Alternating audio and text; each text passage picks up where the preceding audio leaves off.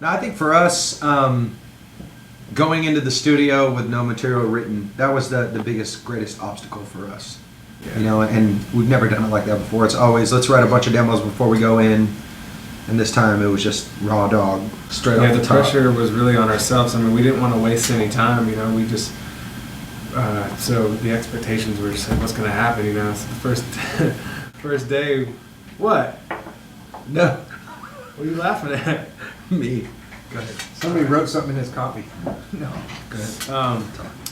It just worked out beautifully, man. Honestly, there was nothing that was hindering the process of us making a handsome record. I wrote on the wall when we got to the studio, I had a bunch of butcher paper and lined the walls with it, and I was going to write all these grand ideas, and that was the only thing I wrote, was Face Everything Arise. But they were big letters. Yeah, that's right. They were large. Solid. It was a grand idea. Yes, it was in scale. I mean, you think in capitals. Yeah, It that's comes right. out like It was that. brain hurricane. And I kept trying to fit that phrase in like every song we wrote. I was like, does this one work? And then finally the guys came with the music for Face Everything Arise, and it finally found a home. And it really seemed to fit the theme of the album that we were writing. And that's just an overall theme with us as a band.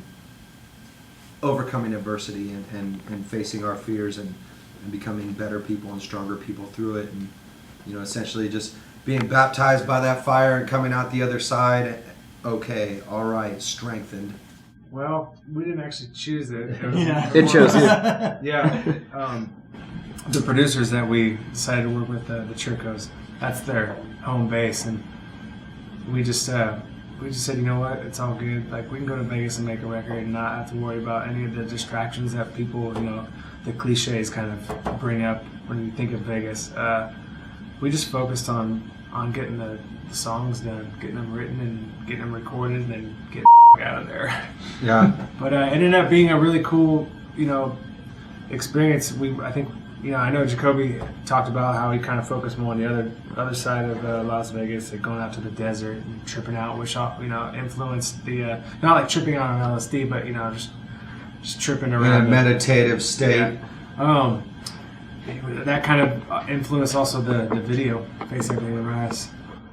Yeah, a very cool place to make a record. We all went there consciously knowing that we just wanted to focus on the music. We weren't, I think if we made that record in Vegas 10 years ago, I don't know if we would have made it out alive, to be honest. So I think we went there at the right time. I would say just their production tricks and qualities and their just Sonics. that flavor. They have a very girthy sonic sound experience.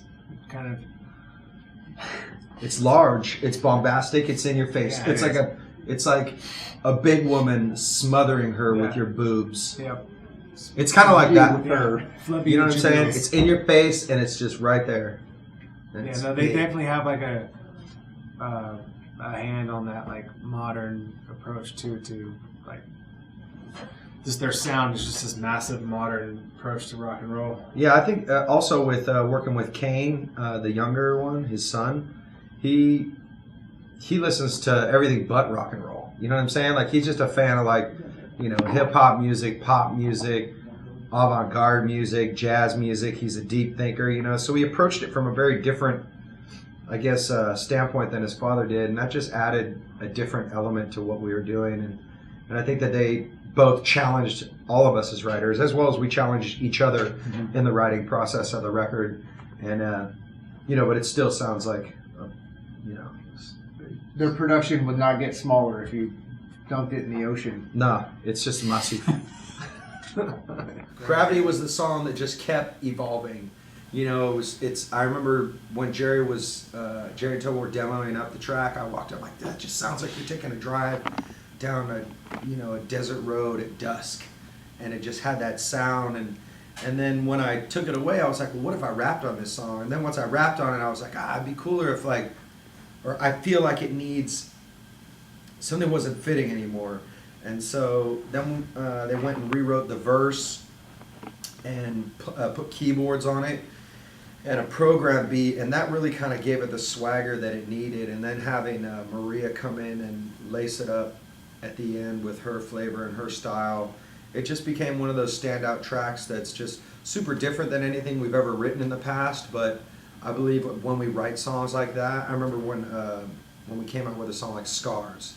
It hit me like that. Like, this is so different, but it's so good that we can't not do this. And that's how Gravity it affects me to this day, man. I listen to that track and I'm like, man, it's outside the normal box for P. Roach, but it moves me. We were recording at the Hideout, and there's 2 studios within the Hideout, and we moved over to Studio B. They came in and we're working in Studio A on their record, which is now out. Album's called Black Widow, so go get it. If you're watching this, go get Black Widow. But yeah, we just, yo, you want to sing on this track?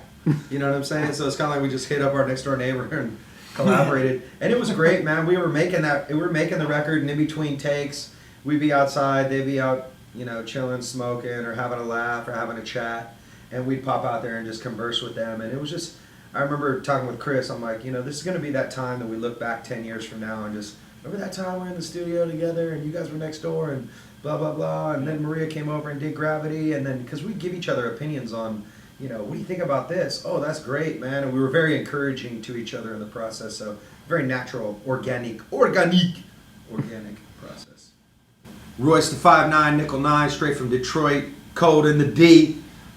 Big fan of his. I think he's one of the great MCs of MCing. Of our era. Of our era. Yeah, but yeah, he's dope.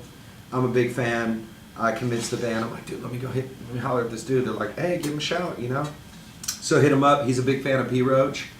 And just bonded on a lot of life stuff as well, which was cool. And sent him the track. He killed it, sent it back. We had a little futzbach distortion added to the vocal to give it a little added edge to it. And I think it came out really fresh, man. Taylor Well, Spike? she just sold 1 million I records. think an artist is entitled to what they want. Yeah. You don't have to conform to what everyone else is, you know, the norm, what they consider the norm in the music business. Like, that's surprising sometimes. That I don't really have a stance on it, to be honest. No. Was I supposed to have a stance? I think they just need to work. They just need to get it worked out. You know, because artists are now starting to freak out. Like, Yeah. Well, yeah, I we're mean, not getting It's a paid. transition, another transition in the music business. People are trying to figure out how Yeah, as it's going. artists get paid from streaming music, and I don't know. I try not to spend too much energy thinking about that kind of stuff. It's, you know, focus on the somebody's creative. getting paid. Someone's getting paid though, man. There's some deals that got to be struck. Yeah, man, we're about to get audits get done here pretty soon. It's about to roll. And you know, when it comes to touring, that's where a lot of us bands, that's our bread and butter. You know what I'm saying? Since probably the last like 5-10 years, it's really, a lot of us have focused our efforts towards being on the road. You know, for a band like Metallica, where, you know, what Metallica gets paid and what Bob Roach get paid is like, for a band like us, we go out for longer stretches, so it makes sense for us. Yeah. You know, it'd be nice to go out for 2 weeks and then chill and then go back out for 2 weeks, but you know, we're not Metallica. Like blue collar rockers. Yeah, dude, we're blue collar, bro. Well, they don't pay us. YouTube doesn't pay us, they pay the label, so. Just in case for anyone who doesn't know out there, the bands are the last ones that get paid. Not that we're complaining, we're just letting you know how the music business rolls. Yeah. But we get to have all the fun and do what we love, so DJ. So they pay the label. right. Speak for all of us. What's the future here? Dude, I don't know. my answer is not going to speak for all of you. It's all good, dude. I'd I'd take Saint Anger by Metallica. solely on the snare sound alone. Oh, that's great. I mean, for me, it would just Baby be. hit me one more time. Baby, hit me one more time. Ain't that? Yeah, no, strike that. Go ahead, Jerry. No. No, come on, tell us. I know it's gonna be good. No, it's not going to be good. Yes, it is. I mean, of course it's going to be good. Slayer. No. Come on. Dude, no, better yet, How about. Lulu. Oh, that's it. Dude, That'll we're make just- album you- was great. That'll make you want to be part of the apocalypse. Just perish. Man, I totally love Metallica, but then we just kind of I know. went on a little fucking. Oh. It's alright. Funny though. My name was Saint Dude. Anger after I heard that. Sorry, I feel bad. I'm sorry. I like anything by Bob Marley, man. I think it just Yeah, gets me Bob through. Man, Marley. lifts your spirits, Like man. Bob Marley. Or How about like, you know, Purple Rain, the dude? White Album. Purple rain, Purple purple rain. Purple Rain. There's the like- White Album. The There's like That's it, backward Beatles masking on that record. Black There's Album. Why's it gotta be forward black? I don't know, ask Metallica. He was an incredible guitar player, and we go back. We were watching all the old Pantera home videos on the European tour, and he just seemed like a light dude. Like he just come into a room and just light it up. You know? I felt drunk actually watching those. I felt like I was already living a hangover. You can just tell that dude like played his guitar with everything he had. Yeah. And he just had Lived life to the the best fullest. time. You know, you could just tell he was a happy dude and an honest guy who just loved what he did and loved his fans and loved playing the guitar. You can't ask for anything more. It just made it sound so easy. Yeah, dude. I mean, seriously. It's like, Right? what? Dude, those riffs, man, like changed metal. Oh my god. Yeah. It was fun, man. No, it was a great time. It really was, man. Especially after just being denied by every record company that was out there that was just said, nah, man, you guys aren't this enough or that enough. And we finally got a record deal. And then we find ourselves in North Hollywood at one of the premier studios in Los Angeles, NRG Studios. And just living it up, man. And just we had a great time, It was man. a wild time because we were young and, you know, just experiencing all of this madness kind of for the first time. And so, but being in the studio was great because we were in this nice studio and we were just kind of learning what it takes to make a real rock record and the patience and the focus you have to have, and it's just you learn what you like about making records and you learn what you don't like about making records. We had a good time in the We process. tuned a lot on that record. A recent one was just My first bike, I remember I got my first keyboard, my first guitar, my first like everything. Oh, Christmas was the shit. And dude, my parents used to like hide stuff. So like Yeah. all the gifts would be out of the tree, and I'd be like, "But where's my fishing pole?" And my dad would be like, "Hey, you know what? You should probably go check in the garage. There might be something else in the, Yeah. Every year it was like, "What's he gonna hide this year?" yeah. I always remember that. Like go out there. and Was there a year when he didn't hide anything? You just ruled Probably when I was older. He's like, He saw you. "Yeah, get out of the house." No. Hanging out with our friends, playing music in front of 1,000 people, it's gonna be great. Yeah, we're excited about this year of touring, man. It's going to be a big one for us. And first and foremost, we're going out with Seether, which is going to be rad. Doing a co-headliner with them in January, so we're very happy about that. And then after that, we're going to Australia. Then we're coming do a tour in the UK. Then we come back. We're doing those festivals in April, May time. Rock on the Range, Rockville. Weekday gigs, maybe package up with some cool bands. Yeah. Then we'll be back and do it again and do it again and again. You know how rock bands do. It's nothing new.